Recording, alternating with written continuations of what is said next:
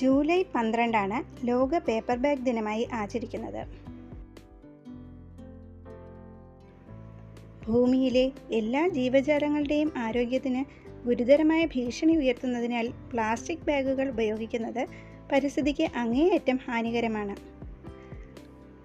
അതിനാൽ ഒറ്റത്തവണ ഉപയോഗിക്കുന്ന പ്ലാസ്റ്റിക് ബാഗുകളുടെ അപകടകരമായ പ്രത്യാഘാതങ്ങളെക്കുറിച്ച് ജനങ്ങളെ ബോധവത്കരിക്കേണ്ടത് അത്യാവശ്യമാണ്.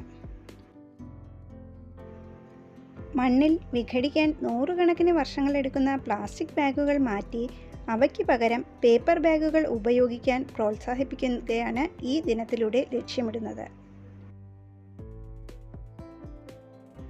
1852 ഫ്രാൻസിസ് വോൾ എന്ന അമേരിക്കക്കാരനാണ് പേപ്പർ ബാഗ് മെഷീൻ കണ്ടുപിടിച്ചത്. പിന്നീട് 1871 മറ്റൊരു പേപ്പർ ബാഗ് നിർമ്മാണ യന്ത്രം മാർഗരറ്റ് ഇ നൈറ്റ് കണ്ടുപിടിച്ചു.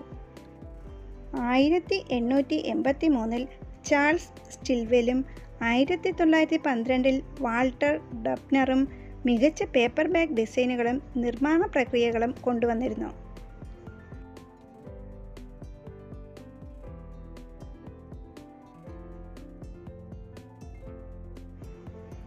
പേപ്പർ ബാഗുകൾ നിർമ്മിക്കാനായി പുനരുപയോഗിക്കാവുന്നതും ബയോഡിഗ്രേഡബിളുമായ അസംസ്കൃത വസ്തുക്കളാണ് ഉപയോഗിച്ചിരുന്നത്.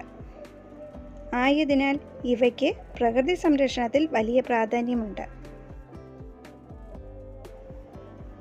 പരിസ്ഥിതി സംരക്ഷിക്കുന്നതിനായി പേപ്പർ ബാഗുകൾ ഉപയോഗിക്കാൻ ആളുകളെ പ്രോത്സാഹിപ്പിക്കുക എന്നതാണ് ലോക പേപ്പർ ബാഗ് ദിനത്തിൻ്റെ പ്രധാന ലക്ഷ്യം.